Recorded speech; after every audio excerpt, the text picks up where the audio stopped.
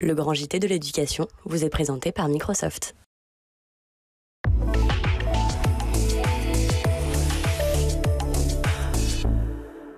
Bonjour à tous et bienvenue dans le Grand JT. Tout de suite le sommaire. En pleine campagne des législatives et alors que les différents partis dévoilent leur programme pour la jeunesse, le nouveau Front populaire ambitionne un changement du fameux service national universel. Entretien avec Guy Lavocat, député européen Renew. Balle au pied, le récit d'une joueuse de foot qui se retrouve amputée à l'âge de 11 ans. Un texte qui allie féminisation des sports et handicap. On en parle dans la seconde partie de l'émission avec l'auteur. Dans sa chronique, Loïc Landreau fera la lumière sur le Front populaire et ses origines. Mais avant cela, place à l'actualité de l'éducation avec Loïc.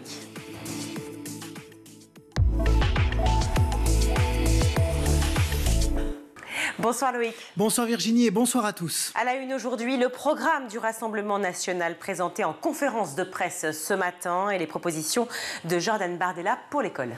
Le président du Rassemblement national veut provoquer un Big Bang de l'autorité à l'école. Je vous propose de l'écouter. Dès la rentrée, les téléphones portables seront interdits dans les établissements scolaires, dont les lycées. Nos écoles, je le crois, doivent devenir des zones de sobriété numérique. Les écrans ne sont pas les principaux pourvoyeurs de la violence, bien sûr, mais on ne peut pas minimiser leur impact dans les difficultés de concentration ou les comportements mimétiques. Le vouvoiement des enseignants sera obligatoire et les expérimentations des ports de l'uniforme sera poursuivies. Je suis, à titre personnel, favorable à son instauration à l'école primaire, mais aussi au collège. Nous mettrons un terme à l'idéologie du pas de vague et au recul de la République dans ses propres institutions. La protection fonctionnelle sera automatique pour les membres de la communauté éducative en cas de plainte pour violence, menace ou injure. Nous le devons aux milliers de professeurs intimidés, mis sous pression ou agressés chaque jour. Nous le devons également à Dominique Bernard ou à Samuel Paty. Jordan Bardella qui a également évoqué la mise en place de sanctions planchers dans les conseils de discipline pour les élèves perturbateurs ou harceleurs, ainsi que la création de centres spécialisés pour les encadrer.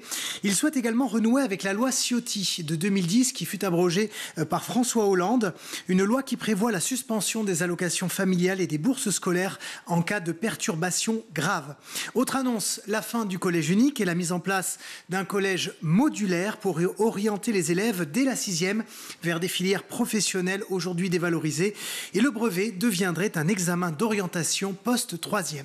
Un programme auquel répond un appel à la désobéissance des cadres de l'éducation nationale si le Rassemblement national venait à arriver au pouvoir. Une pétition en ligne a été lancée par Emmanuel Constant, principal d'un collège dans le Val-de-Marne. Elle rassemble près de 2500 signatures à l'heure où nous parlons. Des chefs d'établissement, des inspecteurs et inspectrices affirment, je cite, qu'ils n'appliqueront pas des mesures qui contreviendraient aux valeurs de la République et qu'ils ne seront pas les exécuteurs d'une politique contraire aux principes qui fondent leur attachement au service public d'éducation. Emmanuel Constant était l'invité d'RMC ce matin. Il a détaillé les mesures qui le pousseraient à désobéir et précisons également qu'il est vice-président socialiste du conseil départemental de Seine-Saint-Denis. Nous nous refuserions, par exemple, à vérifier le caractère légal ou réglementaire du droit de séjour de nos élèves sur le territoire français. Pour le dire autrement, si on vous demande de dénoncer vos élèves sans papier, voilà, vous refuserez de le faire. Absolument, je vous le confirme, parce que la mission de l'école, elle est indépendante finalement des gouvernements successifs.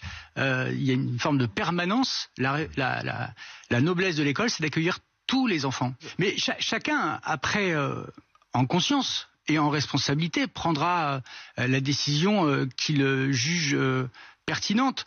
Certains qui ne souhaitent pas accompagner un éventuel gouvernement d'extrême droite vont décider de partir.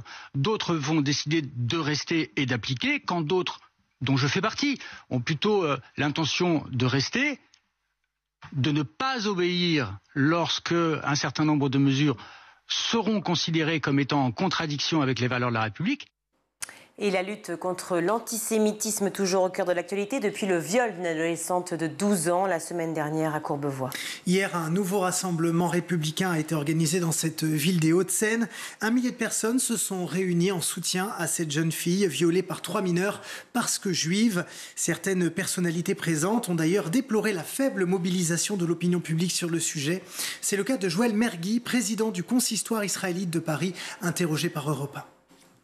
J'ai eu mal pour mon pays. J'ai eu mal de voir où va notre jeunesse. J'ai eu mal de voir que l'éducation de jeunes enfants peut mener à des actes aussi horribles, à des actes barbares. Il faudra s'attacher à savoir quels sont les enseignements qu'ils ont eu ces enfants pour pouvoir en arriver à ces actes. Mais ce que je vois dans notre société, c'est qu'on a banalisé les crimes qui se sont faits le 7 octobre contre des enfants qui ont été brûlés et des femmes qui ont été violées. On n'a pas vu des émeutes dans la rue, on a vu au contraire comme une forme de permissivité de cela, comme si c'était normal, et on en arrive au drame que nous venons de vivre. Le 8 octobre, des partis politiques ont pu en France qualifier ce qui s'était passé de résistance.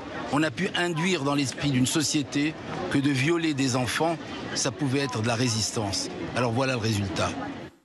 Et ce matin, l'avocate de la victime était également sur RMC. Maître Muriel Waknin-Melki a donné des nouvelles de l'adolescente et confirmé le mobile antisémite du viol. Derrière ce viol, il faut maintenant traiter les problèmes de santé physique, prendre les traitements médicamenteux qui s'imposent. Quand à 12 ans, on a eu des relations sexuelles qui ont été imposées. Et puis, évidemment, le suivi psychiatrique et psychologique qui doit se mettre en place pour aider cette petite à sortir de ce cauchemar qui ne la quitte pas depuis maintenant 8 jours. C'est un cauchemar quand elle arrive à trouver le sommeil et c'est un cauchemar quand elle est réveillée parce qu'elle revit plusieurs fois par jour les scènes de viol qu'elle a subies. Cet enfant a été visée, ciblée, touchée parce que juive, parce qu'elle a menti à son camarade en lui disant qu'elle n'était pas juive et en disant qu'elle était musulmane pour ne pas justement subir de harcèlement, qui lui a reproché le fait d'être juive et donc d'être au soutien des intérêts d'Israël. À savoir qu'au premier semestre 2024, les actes antisémites ont augmenté de 300%. Et s'il y avait un peu moins de 1000 personnes recensées lors de la dernière manifestation, eh bien Nicole Belloubet, la ministre de l'Éducation nationale, était présente, elle, lors de ce rassemblement. Elle était l'invitée de RMC ce matin. Elle est revenue sur le temps d'échange et de dialogue avec les élèves autour du racisme et de l'antisémitisme souhaité par Emmanuel Macron. Il sera bel et bien organisé d'ici la fin de l'année et Nicole Belloubet en a dessiné les contours. J'ai écrit à l'ensemble des principaux et des directeurs d'école pour qu'ils organisent cette heure d'enseignement avec des ressources en plus, avec des ressources pédagogiques. Et notamment si des élèves, par exemple, refusent de suivre cette heure de cours. Mais non, mais un élève ne peut pas refuser de suivre l'heure de cours. Ou s'il le perturbe. Eh bien, nous avons des éléments de réponse. Je viens de vous le dire à l'instant. Il y a des outils pédagogiques. Non, mais c'est important de le redire. Oui, je le redis. Il y a des outils pédagogiques qui sont donnés aux professeurs, qui ont été donnés là par la lettre que je leur ai écrite, et des outils qui viennent d'être réactualisés. Et puis, bien sûr, nous avons les équipes académiques Valeurs de la République qui sont en permanence mobilisables. Nicole Belloubet qui veut également continuer d'informer les jeunes en termes de vie sexuelle et affective avec la mise en place d'un programme officiel sur ces sujets. Nous allons faire paraître dans les jours qui viennent un nouveau programme c'est la première fois qu'il y aura un programme d'éducation à la vie affective et sexuelle pour précisément qu'à chaque niveau et de manière adaptée à l'âge des élèves, nous puissions prendre en compte ces questions de consentement, de violence, de vie affective. Tout cela est, me semble-t-il, tout à fait capital. Vous dites en fonction de l'âge, c'est que c'est un programme de l'école au lycée. Absolument, un programme du CP jusqu'en terminale qui évidemment abordera tous ces sujets. Il sera porté par nos enseignants avec éventuellement des appuis associatifs mais essentiellement par nos enseignants et c'est la première fois que nous aurons un programme précis qui sera donc communiqué à tout le monde. Autre sujet, celui du bac. Alors que les oraux ont commencé ce matin, l'association des professeurs de sciences économiques et sociales appelle à la grève. Elle dénonce des programmes trop chargés et des élèves pas assez préparés. Cette année, les enseignants ont dû aborder 12 chapitres contre 7 en 2022-2023. L'association parle de maltraitance infligée aux collègues et aux élèves par l'institution qui aura conduit à travailler à un rythme effréné, incompatible avec une réelle appropriation des savoirs et des savoir-faire. De nombreux élèves pourraient bien se retrouver sans jury face à eux au moment de leur passage à l'oral, à suivre donc dans les prochains jours. Et on termine avec la mise en garde à vue de 2 mineurs qui ont incendié une école primaire près de Lyon. Oui, depuis ce matin, 240 élèves de Mézieux vont terminer leur année scolaire dans un autre établissement. Mercredi dernier, 2 adolescents ont effectivement saccagé et mis à feu une école élémentaire. Et les images que vous voyez là auraient été tournées par les 2 mineurs eux-mêmes, actuellement en garde à vue. Ils auraient filmé leurs méfaits, ils auraient diffusé la vidéo sur les réseaux sociaux, ce qui aurait permis leur interpellation rapide.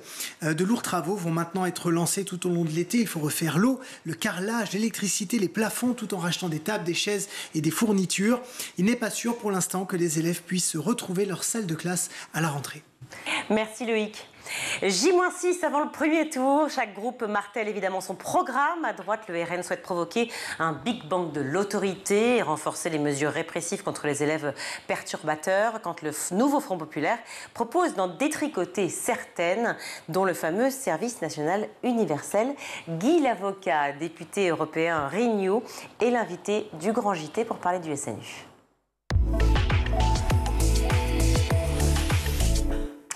Monsieur le député Guy Lavocat, bonjour. Bonjour. Merci beaucoup d'être avec nous sur le plateau du Grand JT. Vous êtes député européen Renew, Renaissance. Merci d'être là. Vous avez, j'imagine, écouté ou regardé la conférence de presse donnée ce matin par le président de la République. Il réaffirme la généralisation du dispositif SNU jusqu'à la rentrée 2026, il me semble. C'est ça. 2026. Vous avez participé à sa mise en œuvre dès le début. Alors, il se dit que j'ai... En tout cas, merci pour votre invitation, parce que c'est un sujet qui me passionne et que je conduis depuis plusieurs années. Il se dit que j'ai susurré au candidat Emmanuel Macron, quand il était candidat à la présidentielle en 2016. Moi, j'ai rejoint Emmanuel Macron en 2016. J'ai susurré l'idée de réfléchir à l'instauration d'un nouveau modèle, peut-être d'engagement de la jeunesse, qui ne serait pas un service militaire, mais un service d'engagement, qui peut prendre dans certaines... partie de cet engagement, la forme militaire, telle qu'il existe actuellement sur le SNU, c'est-à-dire la levée des couleurs, les uniformes, etc., mais qui soit vraiment un outil de cohésion nationale, parce que le président l'a aussi annoncé tout à l'heure, on a un problème avec notre système d'intégration. Les gens ne se rencontrent plus, ne se parlent plus, s'invectivent sur les réseaux sociaux, et c'est vraiment important qu'il y ait un moment dans leur vie où ils se rencontrent vraiment physiquement, quelles que soient les classes sociales et les territoires. Le président appelle ça les mythes républicains. Est-ce que ça vaut aussi sur l'idée des 30 ans? Vous avez servi pendant 30 ans dans l'armée. Pour vous, il était important, au moment justement, vous parlez de ce moment précis où Emmanuel Macron est candidat à la présidence de la République. Vous travaillez donc à ses côtés, en tout cas, vous discutez, si je présume, ensemble. Et pourquoi, à cette époque déjà, pour vous, il était vraiment important de remettre justement soit le service militaire, soit une forme de service militaire dans l'engagement citoyen? Pour 2 raisons, parce que je pense que fondamentalement le président est un visionnaire. Et il a raison quand on voit le contexte géopolitique actuel en Europe et dans le monde. Et puis deuxièmement, l'un des éléments qui m'ont fait rejoindre le président, dans le candidat à l'époque, c'est le seul qui a osé dire que la France avait un problème d'intégration de sa jeunesse en France, et qui expliquait aussi des dérives communautaires, voire une extrémisation d'un certain nombre de nos jeunes Français qui peuvent partir dans le terrorisme. Mais là, on parle donc avant la candidature d'Emmanuel Macron. Aujourd'hui, on le voit bien que les dérives continuent d'exister malheureusement. En quoi ce SNU aujourd'hui, ce service national universel, et avant cela, lorsque vous avez pensé donc cette nouvelle forme de service militaire, aurait pu contribuer à enrayer justement ces dérives dont vous parlez? Parce que je pense que l'essentiel des violences qui existent dans l'espace public et médiatique, elles viennent de la méconnaissance en fait de son prochain. Et c'est l'aventure collective, même sur un temps court. Là, bon, le stage de cohésion qui ne dure que 15 jours. 12, j'ai lu moi. Ouais, 12, effectivement, oui, puisque c'est du lundi au vendredi suivant. Donc oui, donc comment en 12 jours, alors vous me facilitez la question, comment en 12 jours on peut justement être en cohésion avec l'autre, connaître l'autre et se dire « Ah zut, je me suis trompé, je dissipe mes stéréotypes ». Comment c'est possible? Mais c'est moins que rien. Il suffit d'une rencontre, vous savez. La vie, c'est souvent peut basculer du fait d'une rencontre, hein, que j'imagine que vous en avez eu dans votre vie et qui ont peut-être fait basculer votre parcours professionnel ou familial. La vie, c'est ça, c'est-à-dire permettre à des gens, peut-être les forcer à se rencontrer. Et je crois savoir que même après ces séquences de 12 jours, les jeunes continuent aussi à échanger.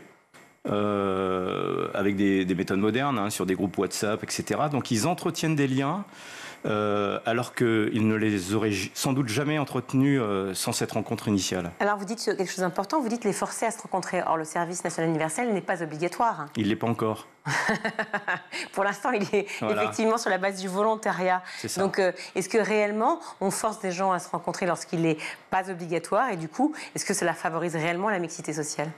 Oui, parce que les désattendus, quand nous avons proposé notre rapport au président et le scénario qu'on lui confiait et qu'il a validé en Conseil des ministres, il a fait valider en Conseil des ministres à l'époque sous le gouvernement d'Édouard Philippe, c'est deux éléments fondamentaux. C'est la mixité sociale, c'est aller chercher des jeunes, quel que soit leur milieu métropolitain ou ruraux, et les mélanger, et territorial, c'est-à-dire leur faire changer d'écosystème en changeant de département ou de région pour que ça puisse se passer. Pour tout vous dire, moi je viens du Puy-de-Dôme et le Puy-de-Dôme a été un des 12 premiers départements à être expérimentés sur le SNU, et il y a 12 jeunes Puy-de-Dômois, donc des Auvergnats, qui sont allés en Guyane, et 12 petits Guyanais qui sont venus en Auvergne. Donc c'est ça aussi... Comment ça s'est passé alors justement la rencontre? La rencontre par exemple entre les Guyanais et les habitants du Puy-de-Dôme. Formidablement bien. Toutes les études qui suivent les séjours de cohésion montrent que la très grande majorité des jeunes sont vraiment très satisfaits de leur séjour et de l'esprit du SNU. Alors c'est quoi l'esprit du SNU? Parce que c'est très important de pouvoir le redéfinir encore ensemble. À chaque fois, on revient toujours avec les valeurs de la République. Mais les valeurs de la République, bon, on connaît évidemment liberté, égalité, fraternité. On imagine que c'est des valeurs de partage, de cohésion. C'est ce qui ressort à chaque fois. Vous dites, le SNU doit favoriser l'appropriation du collectif, donner de la visibilité à ceux qu'on ne voit pas, créer justement cette fameuse mixité sociale dont on ne parle pas. C'est quoi au-delà de ça le SNU? Le SNU, c'est un moment de partage. Vous avez prononcé le mot, hein, qui est important, puisque dans ce programme-là, les jeunes sont regroupés le soir en maisonnée, et non pas simplement pour dormir, mais aussi pour débattre. Donc il y a des thématiques qui sont offertes au débat tous les soirs. Ça peut être sur la laïcité, ça peut être sur le port du voile, ça peut être sur la relation entre les hommes et les femmes dans la société, ça peut être sur l'économie, ça peut être sur la ruralité. Donc plein de sujets. Qui sont animés par qui? Qui sont animés par des encadrants, mais aussi par des chefs de maison. Hein. Donc c'est un des jeunes de la maisonnée qui est désigné par ses pairs comme étant le responsable de la maisonnée. Mais pardon, c'est un éducateur, c'est un militaire? Non, c'est un des jeunes de la maisonnée, donc c'est un des jeunes volontaires qui est désigné par ses pairs pour enclencher une discussion. Déclencher une discussion, et bien évidemment sous l'autorité des encadrants. D'accord, mais alors, je comprends bien qu'effectivement c'est un échange qui s'opère, mais si vous voulez, comment est-ce qu'on peut favoriser une mixité sociale en enclenchant deux par soi-même quand on a 15, 16 ou 17 ans, hein, si j'entends bien la réglementation du SNU, une discussion qui mène à quelque chose, à un vrai débat et à quelque chose de porté? Parce que moi j'estime, et je pense que c'est aussi l'esprit du SNU, que le débat n'est pas réservé aux adultes. Bien sûr, heureusement. Et que les jeunes, même à 15 ans, sont peut-être plus matures que à l'époque de ma propre génération, de mes grands-parents, sur des sujets de société, parce qu'ils s'informent. Alors, ils ne s'informent pas forcément en regardant le JT de 20 heures, hein, mais par d'autres moyens. Donc, ils ont une opinion sur tout. Non, ça c'est certain, mais ce que je veux dire, c'est que en quoi ce sera différent que celui qu'il y aura sur les bancs de l'école, dans un groupe chez des copains, que lorsqu'ils font leur SNU? Qu'est-ce qui va différer? Parce que en fait, on change de paysage, on change de décor. Hein. Donc on les sort du système, je dirais un petit peu conventionnel de l'école, avec le maître qui assure une forme d'information ou d'éducation descendante vers les jeunes. Et là, on leur demande de participer et d'échanger. Et surtout sur des sujets qui peuvent être assez clivants parfois, hein, sur les relations entre les hommes et les femmes, par exemple. Hein. On sait que dans certains quartiers, ça peut être un vrai sujet. Et donc, on leur laisse la parole, on ne leur demande pas de trouver forcément un compromis à la fin, mais d'échanger des opinions.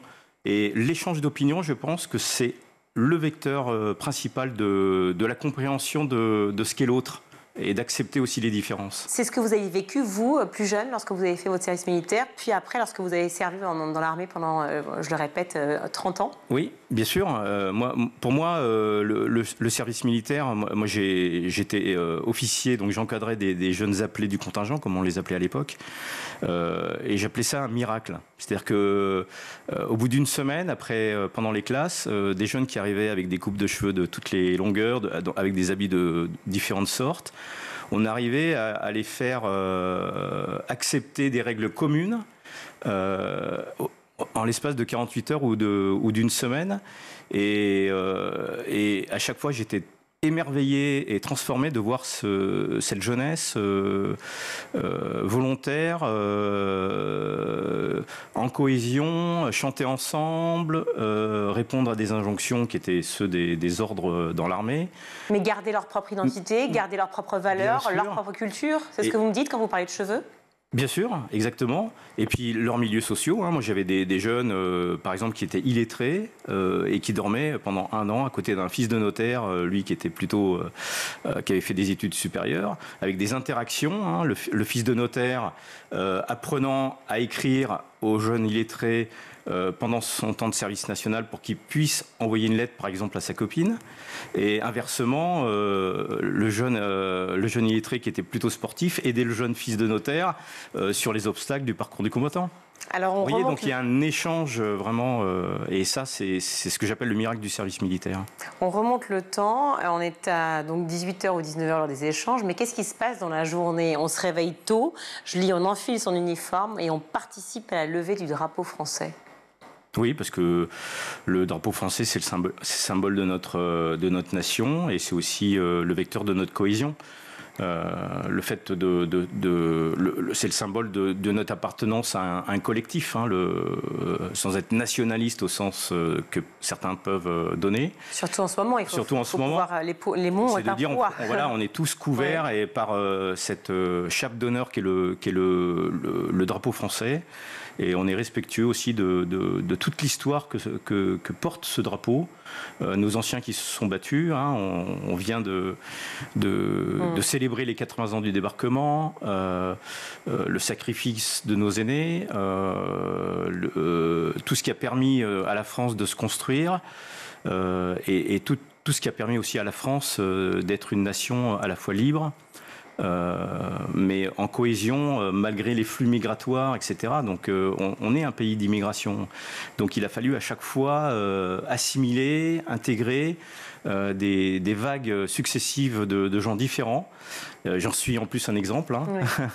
Oui. Moi je viens du continent indien. Donc, vous êtes né à Pondichéry? Je suis né à Pondichéry. Bon, ma famille est issue d'une longue tradition militaire depuis le XVIIe siècle, mais je fais partie de cette France que j'aime et j'ai envie de partager ces valeurs. Vous parlez des 80 ans, des commémorations des 80 ans du débarquement, justement. Lorsqu'on voit le résultat des votes des jeunes aux européennes, quelques jours justement après cette commémoration, est-ce que justement on n'a pas le sentiment que la jeunesse a tendance à oublier l'histoire dont vous parlez et ses héros et la notion de liberté? Oui, je pense qu'il faut différencier le vote un peu de contestation de colère d'une jeunesse attirée par un profil de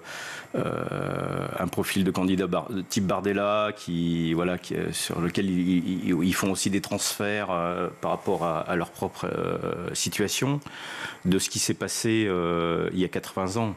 Mais vous le dites vous-même, les jeunes réfléchissent, les jeunes savent, les jeunes connaissent l'histoire, et pour autant, vous le dites, là, lors du vote, c'est assez contestataire.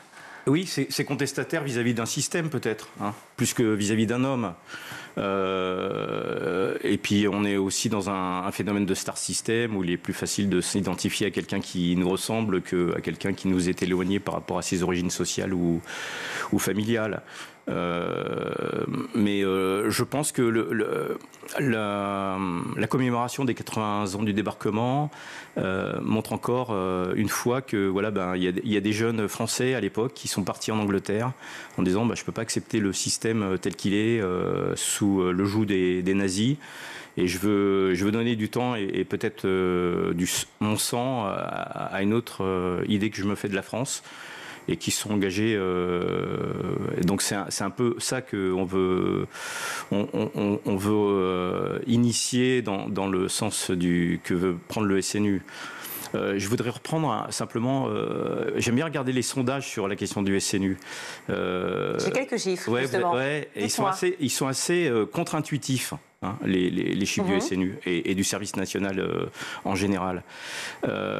Parce que on sent que la très grande majorité de nos concitoyens, quel que soit l'âge, veulent un retour de l'ordre globalement dans la société, dans nos rues, y compris même dans le noyau familial. Et pour autant, ils sont 88% à être contre le SNU.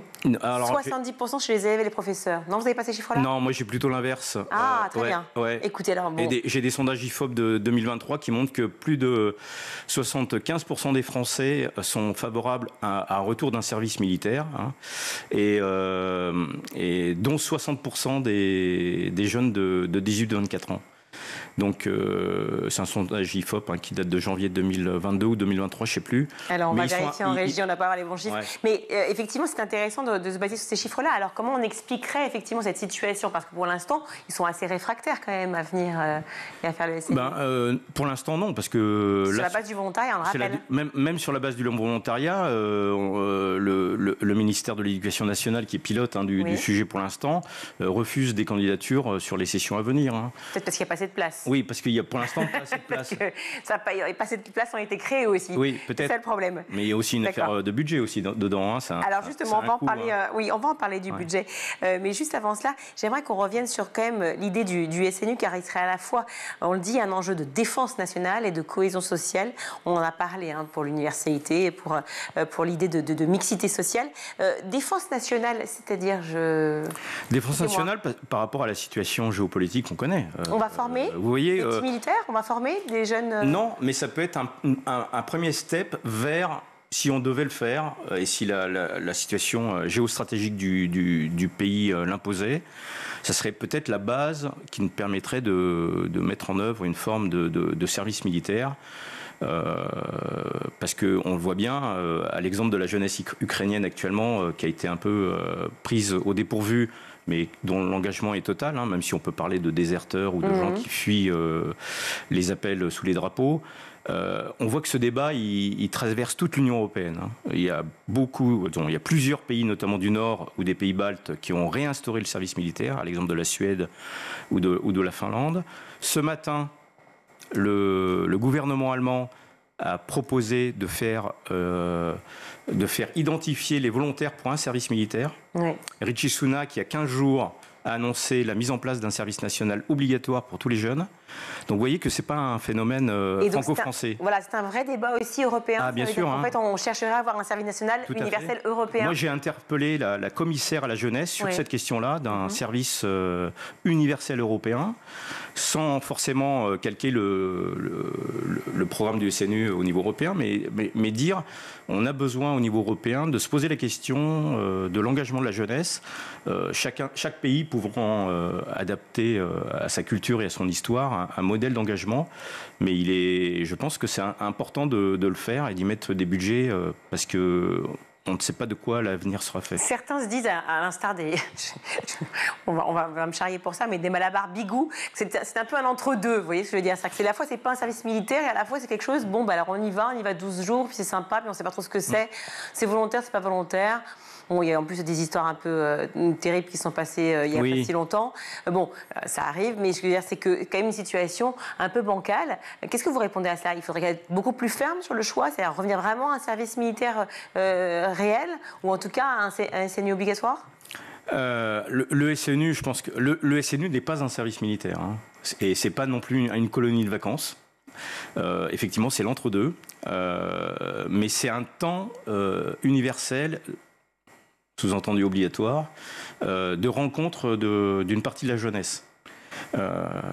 Parce que il y a un enjeu de cohésion, de connaissance de l'autre qui est important. Avant d'être un outil, je dirais, de défense militaire, c'est avant tout un outil de connaissance de l'autre, de cohésion et de mélange des strates sociales de notre pays. Donc c'est pour ça que je repose ma question, pardon, mais alors en quoi un outil de défense militaire? C'est-à-dire que c'est juste parce que c'est un premier step, c'est tout? C'est un premier step, je pense que ça peut être une première marche vers...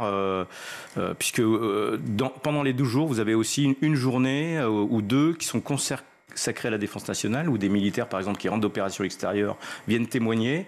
Donc ça peut générer des envies de s'engager peut-être plus tard. Bon, c'est pas le moment puisqu'ils sont à 16-17 ans, mais d'attendre l'âge d'avoir la majorité pour s'engager. Dans la continuité de l'idée de réarmement voulue par Emmanuel Macron. Exactement, ce qu'il appelle le réarmement civique, hein, tout simplement. Le coût, vous l'avez évidemment évoqué, estimé, je crois, à 2 milliards, c'est ça, d'euros? Un peu plus de 2 milliards en régime de croisière, c'est-à-dire pour une classe d'âge de 800 000 jeunes par an. Si on devait peut-être réduire le nombre de jours, il y a des hypothèses à Bercy de réduire, parce qu'on est en recherche d'économie, à réduire de 1 ou 2 jours, on pourrait tomber à 1,5 milliard. Alors là, la mixité sociale, scolaire et combattre les inégalités en 8 jours, c'est vrai que je suis interrogée. Ça m'interroge encore plus. Oui, mais c'est pas un système qui va tout résoudre. Non, je comprends. Voilà. Mais revenons à l'idée du budget, parce que c'est très important quand même, ce qui est mis en perspective et des critiques qui sont justement adressées, et que de l'autre côté, l'école publique réclame évidemment beaucoup plus d'argent, vous l'imaginez, et à chaque fois, on serre la ceinture, on demande beaucoup plus d'austérité à l'école publique. Est-ce que vous trouvez que tout cela va dans le bon sens pour vous? Je pense que l'école publique n'a pas été délaissée sur le plan budgétaire, hein. Les profs, globalement, étaient plutôt bien traités pendant la mandature et la précédente. Les budgets ont été alloués pour justement revaloriser le métier de maître, d'école, parce que là aussi il y a des enjeux de la responsabilité des maîtres par rapport à la relation qu'ils ont avec les élèves, redonner le sens de la relation entre l'élève et le professeur. Je pense que voilà, il faut faire les deux sont importants, hein. Après, effectivement, quand on sera en régime de croisière, il y aura sans doute des arbitrages à rendre sur le plan budgétaire. On ne pourra pas tout faire. Une réaction juste au SNES-FSU, qui est le principal syndicat des enseignants des collèges et lycées. Les jeunes ont besoin d'école, pas d'un dispositif de domestication qui dévoie les symboles de l'armée au profit d'un projet politique qui vise une fois de plus à affaiblir l'éducation nationale. Une réponse à cela? Ça affaiblit pas l'éducation nationale parce que c'est intégré à l'éducation nationale et dans le programme scolaire, hein. Quand on parle de généralisation à l'horizon 2026, ça va être expérimenté dès la rentrée 2024. Ça sera des classes entières de seconde qui partiront faire le SNU, c'est-à-dire qu'on interrompt les programmes, mais ça fait partie ça sera sous la tutelle de l'éducation nationale. Donc il faudra rattraper les cours. Oui, mais c'est prévu dans les arbitrages qui ont été pris par Gabriel Attal avant qu'il quitte le ministère de l'Éducation nationale. C'est prolonger le temps scolaire, notamment à la seconde, parce qu'on a bien vu qu'au moment de la seconde, il y a du temps libre, notamment sur la période de juin. Donc pousser au maximum les heures de cours pour aller jusqu'aux examens et libérer donc du temps pour le SNU. Alors, superbe équipe a vérifié les chiffres et grâce à l'oreillette magique, je sais qu'effectivement 75% effectivement, des Français, mais tout âge confondu et en majeure partie les seniors sont favorables au SNU. En revanche, les jeunes ne sont pas du tout favorables en majeure partie. Comment faire pour les séduire ? Comment faire pour les séduire ? Je pense que globalement, les jeunes, ils ont envie de s'engager, hein. Ce qu'il faut, c'est pas leur dire que ça sera forcément en uniforme. Ou ça peut être en uniforme, mais par exemple chez les pompiers. Ça peut être pour conduire un projet ou participer à un projet de reforestation après des incendies. Vous voyez, dans le cadre d'une transition écologique accompagnée. C'est un engagement civique, finalement, voilà. C'est plus du bénévolat, quelque part. Oui, mais un petit peu, voilà. La même chose. Ouais, ce serait pas du bénévolat parce que ce serait quand même encadré et ça serait d'une certaine façon obligatoire. Donc c'est un engagement un petit peu à la carte. Pour ceux qui veulent le faire sous le format uniforme, ils le font, que ce soit militaires, pompiers, gendarmes, douaniers, etc. Ou sous l'étiquette associative dans le cadre d'un projet, mais qu'ils le fassent, quoi. Voilà, ce sera ça l'idée. Merci beaucoup, monsieur le député Guy Lavocat, d'être venu nous parler du SNU, du Service National Universel, sur le plateau du Grand JT. Merci. C'est moi qui vous remercie. On marque une courte pause, on se retrouve tout de suite.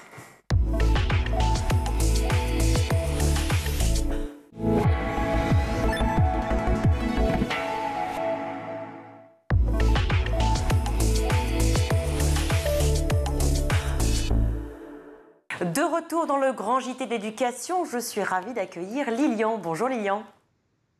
Bonjour.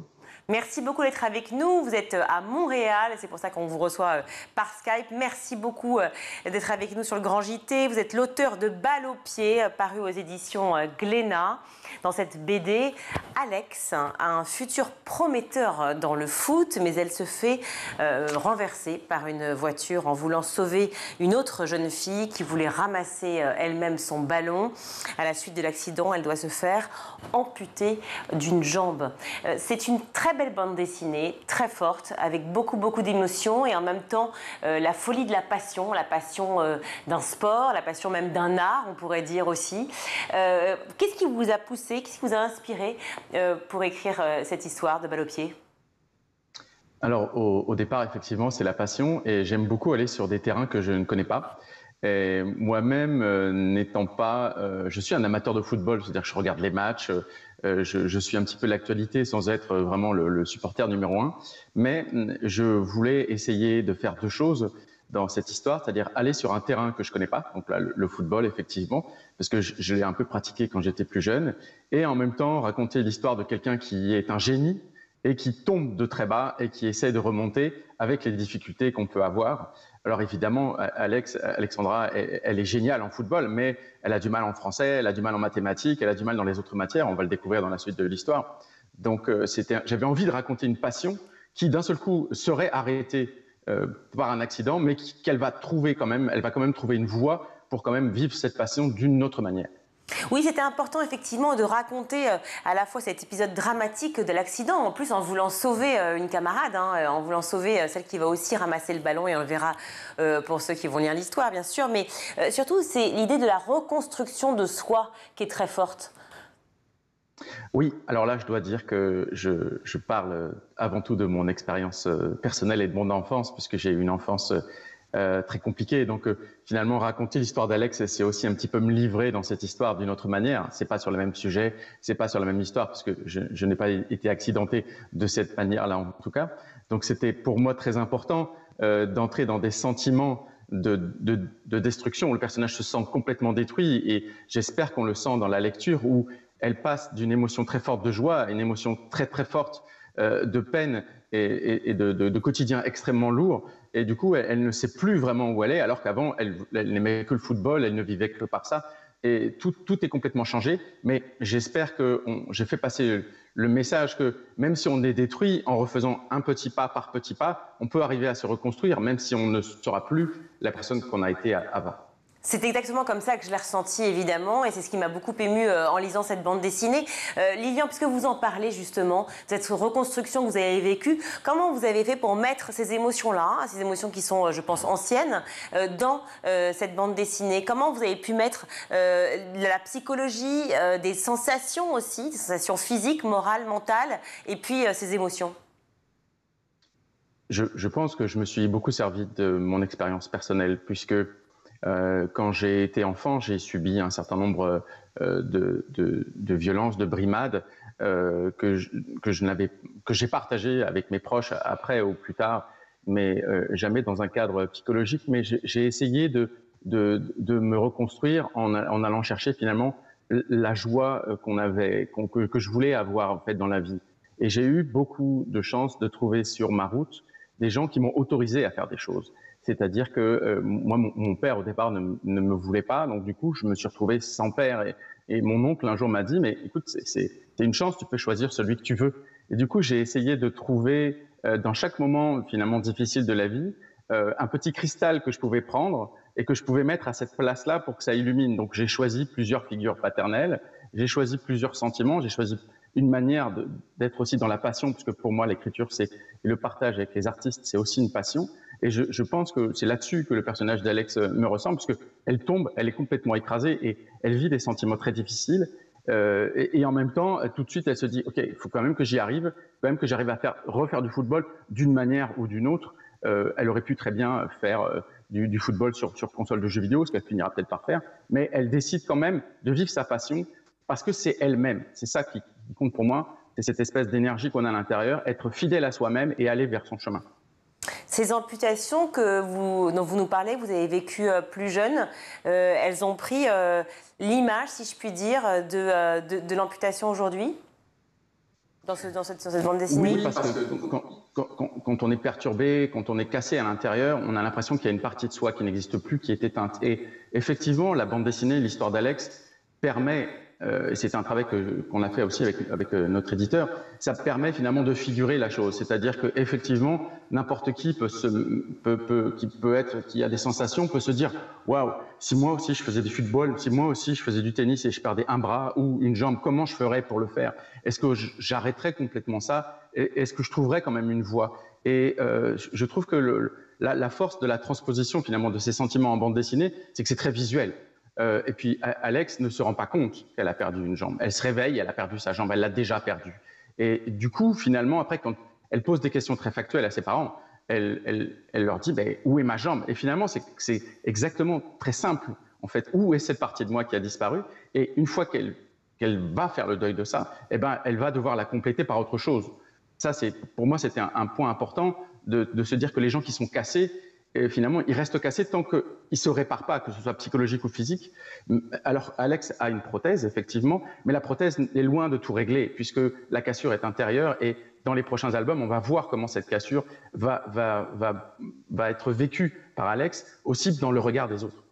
Alors c'est à la fois une leçon de courage, vraiment très digne, très forte, et que j'imagine aussi vous avez mis en lumière au travers de ce que vous-même, encore une fois, vous avez vécu. Et puis d'espoir, comme vous le dites, c'est très positif quelque part. Elle a su rechercher en elle toutes ces émotions fortes, ce plaisir, ce bonheur et ces projets vers lesquels elle allait. Et on voit Alexandra qui est donc...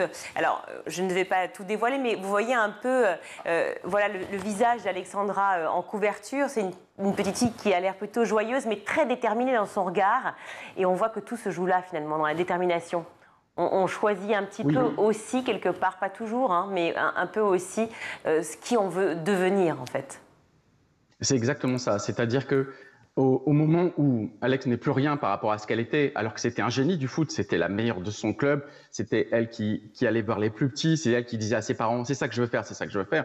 Et au moment où elle n'est plus personne, finalement, elle se questionne et dit « si je ne suis plus la personne que je voulais être, qui je suis ?» Et finalement, elle se dit, c'est pas grave, comme son frère finalement l'indique, c'est pas grave, elle sera gardienne avec un pied robotique, elle sera peut-être coach, et elle cherche finalement, elle cherche à rester dans le football parce qu'elle sait qu'elle aime ça, elle aime le ballon, elle aime la performance physique, elle aime le fait d'être à la fois en équipe et toute seule dans une équipe et contre une autre équipe, ce qui est très intéressant, c'est le sujet aussi du livre, c'est le ensemble. C'est aussi ce qui me semble important.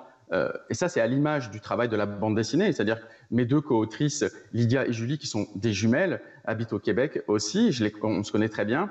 Et la bande dessinée, finalement, c'est aussi du football. On est une équipe, on essaie d'avoir un but et on arrive à ce but-là. Pour moi, ça comptait beaucoup de parler de l'individualité choquée et de comment, finalement, en groupe, on se rassemble. Je ne vais pas spoiler la fin de la bande dessinée et ce genre de choses, mais la bande dessinée, quand même, elle est à l'image d'un match de foot qui se passe avec plusieurs joueurs et joueuses qui travaillent ensemble. Et puis les personnages très importants aussi, qui font partie de l'histoire d'Alex, Alexandra, notamment ce médecin, le lien qu'elle crée avec elle, qui est vraiment capital dans sa renaissance. Oui, alors là c'est très intéressant pour moi parce que il y a plusieurs figures finalement paternelles dans cette bande dessinée. Les deux personnages, il y a deux personnages qui sont importants. Il y a le médecin qui s'appelle Régis Frény et qui est le nom d'un de mes beaux-pères. Donc, et puis ensuite, il y a Cédric Buisson qui est un très bon ami à moi, à qui j'ai envoyé la petite case où je dis son prénom. Et effectivement, je voulais remettre tout de suite une figure paternelle bienveillante et en même temps une espèce de guide spirituel qui dit si c'est ton rêve, pourquoi tu t'arrêtes là finalement? Et donc, finalement, comme moi, j'ai aussi vécu des rencontres dans ma vie où des gens m'ont autorisé à essayer d'accéder à des rêves impossibles, en réalité, qu'on disait impossibles. Donc, par exemple, devenir auteur de bande dessinée, je suis autodidacte, donc c'était très compliqué. Et Alex, finalement, la personne lui dit non, ton rêve, t'as raison, vas-y, fonce. Et je pense que les enfants sont très sensibles aux autorisations psychologiques qu'on leur donne d'essayer de réaliser les rêves, parce que parfois, l'école, finalement, vient les obliger à apprendre des choses qu'ils doivent finalement réciter par cœur et oublie de chercher peut-être parfois qui ils sont vraiment à l'intérieur. Merci beaucoup vraiment Lilian d'être, j'allais dire venue, mais c'est tout comme, même de loin, dans le Grand JT. Balle au pied, Lilian auteur et les deux pareils, donc les jumelles qui sont dessinatrices, qui ont travaillé sur cette superbe bande dessinée parue chez Glénat. Le deuxième tome est à paraître bientôt, mais donc évidemment, voilà, le premier déjà ici, et puis le deuxième qu'on attend avec impatience. Merci beaucoup d'avoir participé au Grand JT, Lilian. Plein de bonnes choses pour vous, en tout cas. Merci. On va tout de suite retrouver Loïc Landreau pour sa chronique. Loïc, à 6 jours du premier tour, vous vouliez revenir sur l'histoire du Front populaire. Le Front populaire, celui qui a inspiré les différents partis de gauche pour sceller leurs alliances. Rappelez-vous de cette phrase d'Emmanuel Macron après l'annonce de la création du nouveau Front populaire. C'était le 10 juin dernier. S'il y en a un qui doit se retourner dans sa tombe, c'est Léon Blum, en pensant qu'on a appelé Front populaire une alliance électorale qui permettra de donner 300 circonscriptions à LFI, des gens qui ont assumé de ne pas condamner l'antisémitisme. Alors, pour tout comprendre, en quelques minutes, je vous propose de revenir le 23 décembre 1933 et vous allez voir comment et par qui et pourquoi ce Front populaire a été créé. Fin 1933, c'est l'année où éclate l'affaire Stavisky. Serge Alexandre Stavisky est un escroc né à Kiev qui réussit à détourner l'équivalent de 16 milliards d'euros grâce à des faux bons au porteur. C'est l'ancêtre des chèques. Et quand il est arrêté, on se rend compte qu'il y a des magistrats, des maires, des députés, des sénateurs, le ministre des colonies et même le beau-frère du Premier ministre qui sont complices dans cette affaire. Des révélations qui provoquent des mobilisations, de nombreuses mobilisations, de ligues fascistes, d'associations d'anciens combattants, d'élus de droite qui veulent en profiter pour renverser l'Assemblée qui à l'époque est majoritairement à gauche. Et le 6 février 1934, des émeutes éclatent à Paris contre la corruption, contre le gouvernement d'Édouard Daladier. La police est débordée, elle ouvre le feu et fait une quinzaine de morts et plusieurs centaines de blessés. Et c'est cet événement qui provoque une nette montée du fascisme en France. Le climat social change considérablement, d'autant qu'au même moment, le fascisme s'affirme en Allemagne et en Italie. Et la gauche comprend qu'il faut oublier les querelles et trouver de nouveaux terrains d'entente. Ça donne le pacte d'unité d'action, le 27 juillet 1934, la création du comité de vigilance des intellectuels antifascistes, qui remporte une belle victoire au municipal en mai 1935.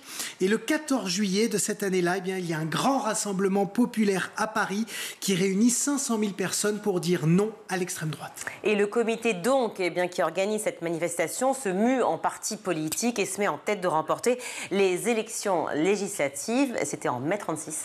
Oui, le programme de ce rassemblement populaire, parce que c'est le nom à l'époque, prévoit notamment la dissolution des ligues fascistes, le respect du droit syndical et la réduction de la semaine de travail sans réduction de salaire, entre autres.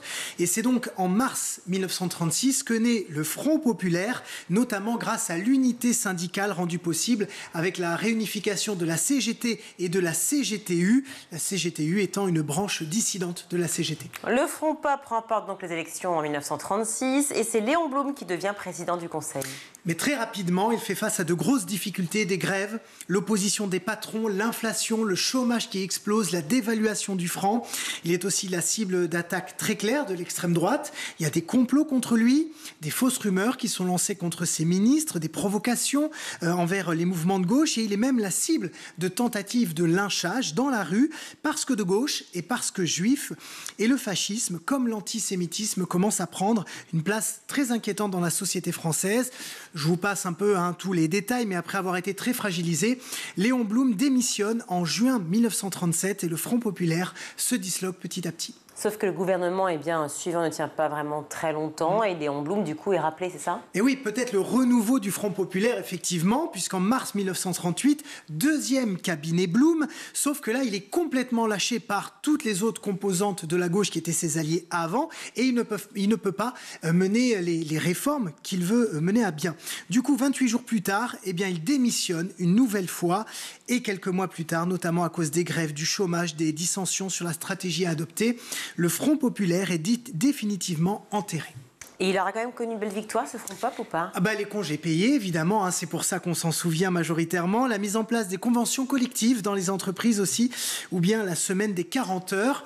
Mais voilà, ce Front populaire aura quand même souffert de nombreuses divergences de points de vue entre les communistes, les radicaux de gauche, la CGT et ce qui deviendra plus tard le Parti socialiste. En tout cas, le Front populaire est bien né, entre autres, pour contrer la montée de l'extrême droite en France, l'antisémitisme et le repli sur soi, en plus d'avoir amené à de grandes avancées sociales. Merci Loïc pour cette belle chronique. Grâce à vous, on apprend toujours plein de choses. Mais vous nous quittez, cher Loïc, car c'est la dernière chronique. Oui, vous nous quittez pour partir vers de nouveaux projets, de nouvelles aventures qu'on vous souhaite évidemment délicieuses. Merci. L'occasion pour moi de vous dire que vous allez manquer. Aussi bien vos petits time-lapse un peu pourris avant l'antenne. Instagram. Voilà. Oui. Vos blagues potaches. Oui. Aussi, voilà. Mais aussi votre talent. Oh, c'est gentil. Oui, parce que beaucoup de talent, vous avez, certes. Merci pour tous ces moments, Loïc, et je voulais vous le dire. Merci mille fois. Merci. Pour ces 3 années de bonheur absolu. Vous allez forcément revenir. Je l'espère, pourquoi pas, effectivement. Mais moi aussi, j'ai beaucoup de remerciements à formuler. Merci à School de m'avoir fait confiance dans un premier temps. Et merci à toi. On va le dire, on se tutoie avec Virginie. C'est faux. Dans le privé. Belle rencontre de fou avec Virginie, en fait. Sachez-le chez vous. Très belle personne. Très belle personne. Merci parce que tu fus une des raisons pour lesquelles j'étais heureux de venir chaque jour travailler à School. Donc un grand merci à toi et un grand merci à Hugues Dangy et Jean-Yves Epp de m'avoir fait confiance pour ces 2 saisons et demie, presque 3. Et figure-toi que je ne suis pas la seule à avoir un petit mot à te dire, regarde. Amis du jour, bonjour. Et écoute Loïc, merci pour ta bonne humeur, c'était un kiff de travailler avec toi cette année. Et puis ça va me manquer de pas nous engueuler sur les sources des informations et des sujets. Donc je te souhaite une trop bonne continuation et que tu sois heureux. Et moi aussi, j'ai adoré travailler avec toi, surtout avec quelqu'un qui appartient au 3e âge. C'est pas tous les jours que ça arrive. Et puis tes blagues de boomer vont nous manquer. Donc voilà, je te souhaite le meilleur pour la suite. Gros bisous. Salut Loïc, j'espère que tu vas bien. Écoute, je suis très heureux de ton départ. Je trouve que tu n'apportais pas grand-chose à la rédaction de School et au Grand JT. Les chroniques manquaient beaucoup d'humour. Voilà, il y avait un problème sur l'écriture, un manque de travail depuis des mois. Donc je profite de cette petite vidéo pour te le dire. Je suis très heureux de pouvoir récupérer des dates en plus pour être plus présent à l'antenne de School. Voilà, je te souhaite évidemment une très mauvaise continuation dans tous tes projets et bon débarras. Salut mon Loïc, je me souviens encore de ta vidéo il y a 2 ans lorsque j'ai quitté School TV. À mon tour, bah oui j'avais pas le choix, à mon tour de te souhaiter bonne route mon ami et dire qu'on a démarré cette aventure ensemble. Alors c'est vrai que j'ai tenu un peu moins longtemps que toi. C'est-à-dire que je suis parti lorsque je me suis rendu compte que j'avais aucune chance avec Virginie. Loïc, je te souhaite beaucoup de bonheur, plein de réussite dans tous tes projets et je t'embrasse fort. Amis du jour, bonjour. Bon mon Loïc, bonne dernière. Ta bonne humeur et tes galéjades, comme tu le dis si bien, vont nous manquer ici à la rédac. Tous les deux, ça fait quasiment 6 ans qu'on bosse ensemble. Avant sur une autre chaîne et puis aujourd'hui sur School. Autant dire que ton départ va laisser un grand vide dans la rédac. Je t'embrasse et profite bien de tes nouvelles aventures. Ciao. Bon Loïc, tu sais comme je t'aime, comme j'ai adoré travailler avec toi. Je suis persuadée que la suite va être merveilleuse. Je t'embrasse très fort. Amis du jour. Bien le bonjour. Loïc, on voulait te dire que ta bonne humeur va beaucoup nous manquer, ton humour piquant surtout. On a été ravis de travailler avec toi pendant toutes ces années. On espère que tu vas faire une très très grande carrière dans la télé. Gros bisous. Bisous. Salut Loïc, on voulait te remercier pour ces 3 belles années passées avec toi. Et puis te souhaiter beaucoup de bonheur et beaucoup de réussite pour la suite. Et comme on dit, amis du soir. Au revoir. Amis du soir, au revoir. C'est vrai que ce n'est qu'un au revoir, dites-nous. Je suis ému, voilà. Vous m'émeuvez. Vous m'émeuvez, voilà. Très bon journaliste par ailleurs. Magnifique. Parce que, amis du jour, bonjour, il faut quand même le dire, chaque jour, arrivé à la rédaction, c'était la même sérénade et on n'en pouvait plus. Heureusement qu'il avait le talent, je vous le dis. Tout le tout team, c'est tout bon comme Jacques, enfin que des blagues toute la journée et des expressions bien boumeuses. Et pour autant, je suis plus vieille que vous, cher Loïc. Je crois que ça va être merci encore. Oui. Mais merci encore. Merci. Non, vraiment, vraiment. Vous revenez vite? Avec grand plaisir. Bon, et on va regarder ensemble. Évidemment, on va retrouver notre Miss France, parce que nous, on a une Miss France aussi sur School TV. C'est Malika Ménard. On est ravis de la retrouver dans Souvenir d'écolier.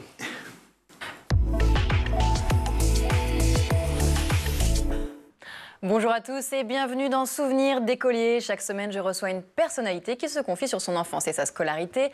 Et avec moi, cette semaine, Tips. Bonjour Tips. Bonjour Malika.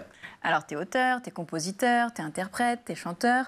Tu t'es imposé ces dernières années comme l'un des jeunes, et oui, jeunes, même si tu as 30 ans. Ouais, on en parlait, j'ai que 30 ans. Voilà, c'est bien. Grâce au tube Nation et Tout au bout du monde. Et il y a quelques semaines, tu as dévoilé au public ton dernier titre, c'était Sale gosse. Ouais. Qui figurera sur ton prochain EP. Exactement. Il sortira, je pense, avant cet été, en juillet. Qu'est-ce que tu peux nous dire dessus d'ailleurs? Cet EP, écoute, c'est ma période. C'est un EP qui parle de ma petite période un peu sale gosse, de mes 20 à mes 30 ans, justement. Donc, la dernière décennie. La dernière décennie, faite de plein de vies, de plein de rencontres et de plein d'opulence, on va dire. Et voilà, et tout ça réuni dans un EP. Et voilà, je suis très fier de cet EP, je suis très content. Et ça annonce aussi un album qui viendra fin d'année.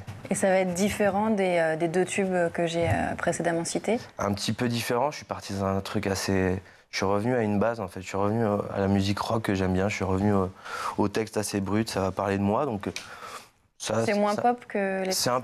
Il y aura toujours de la musique pop. Moi, je suis très pop, mais ça sera un peu moins solaire. Ce sera plus rock, quoi, plus brut. Un peu plus sombre?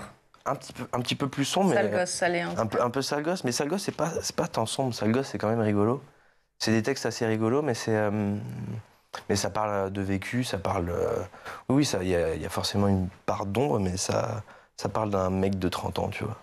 Est-ce que tu as d'autres projets dans les prochains mois? Non, écoute, à part, comme je t'expliquais avant l'émission, déballer mes cartons pour bien m'installer. Tu as déménagé, tu as quitté Paris pour aller vivre à Beaune, en Exactement, en Bourgogne, la Bourgogne libre. Et ouais, non, à part faire ça, à part faire mes cartons, non, j'ai pas trop de projets, finir mon album, être heureux, et puis voilà. Hein. C'est un sacré projet, être heureux. Ouais, c'est long, ça demande beaucoup de temps. Est-ce qu'on va faire un petit flashback, on va retourner dans ton enfance. Donc déjà, tu as grandi où? Alors j'ai grandi moi dans le Périgord. Je suis né à Bergerac, en Dordogne, et j'ai grandi dans un petit village qui s'appelle Le Bug. Voilà. Je ne connais pas. C'est très sympa. Tu vois, c'est un petit peu le pays. J'ai grandi dans le Périgord noir. Donc le Périgord est divisé en 4 parties le pourpre, le blanc, le vert et le noir. J'ignorais aussi. Voilà, et je suis né dans le Périgord noir. Le noir symbolique de la truffe, parce qu'on trouve beaucoup de truffes chez moi, donc je suis né là-bas. T'as bien mangé dès ton enfance? Mais j'ai bien mangé direct. Moi, j'étais un bébé, je faisais 11 kilos à la naissance. Mais non. C'est impossible. Ton enfance là-bas, c'était comment? Écoute, c'était une enfance... déjà, j'étais à la campagne, vraiment. C'est à la campagne assez profonde, hein, finalement. Et c'était le foot les mercredis, c'était les balades en vélo, c'était... les cabanes, la forêt, j'habitais vraiment... C'était vraiment très, très nature. Il n'y avait pas une once de... Moi, j'ai découvert vraiment la ville à 18 ans, quoi, quand je suis parti à Paris. Mais avant, c'était vraiment... la campagne. J'habitais vraiment un petit hameau en plein milieu de la forêt, quoi. Est-ce que t'as des frères, des sœurs? Ouais, j'ai 2 petits frères. Ok, donc t'étais l'aîné, 3 garçons. Ouais. Comment ça se passait entre vous? Entre nous, on a été... Écoute, on se fritait pas mal quand on était plus jeune. Surtout celui du milieu avec moi, on se fritait pas mal. On pouvait pas trop se blairer en vrai, mais on s'aimait beaucoup. Et maintenant, mes frères, c'est mes meilleurs amis, quoi. C'est mes gars sûrs. C'est mes gars sûrs. Et tu les vois beaucoup, vous êtes complices? Ouais, on est très complices. On est très complices, on essaie de se voir, au moins 2 fois par mois. Oui, c'est mes meilleurs potes. Hein. Quand on dit frère, c'est vraiment, là, pour le coup, la fraternité, elle est visible. Et quand on nous voit tous les 3, on n'a pas beaucoup d'âge d'écart, donc on est très... Ouais, c'est marrant de nous voir tous les 3. C'est déjà la fin de ce numéro. On se retrouve demain, toujours en compagnie de Tips pour la suite de Souvenirs d'écoliers. Merci Malika. Je vous propose de faire d'ailleurs le au revoir. C'est vrai, j'ai le droit? On a rebasculé dans le vouvoiement, vous avez remarqué ou pas? Oui. Allez, à vous. Chers amis, un immense merci d'avoir été sur School avec nous tous les soirs, avec Virginie d'abord, avec moi ensuite et tous les autres copains. Sachez que derrière, il y a beaucoup de gens qui travaillent très dur, très sérieusement pour vous proposer la meilleure information possible. Alors aujourd'hui, par exemple, parce qu'il y en a beaucoup d'autres, à la Réal, c'était Romain Luc, avec qui je travaille également depuis très longtemps. Au son, Saïd Mamou, maquillage Laure Audemont, pareil, c'est grâce à elle, tout cela. Laura Girard et Emma Ferret à la rédaction. Je vous embrasse les filles. Tout le contenu, entre autres, c'est Laura Girard et Emma Ferret. Merci infiniment. Je vous fais pas de bisous parce qu'on est à l'antenne, on fait après? Oui, non, mais... Même pas. Voilà, on termine sur un nouveau vent. Je pense qu'il fallait qu'on termine comme ça. Obligatoire. Bonne soirée à tous. Ciao.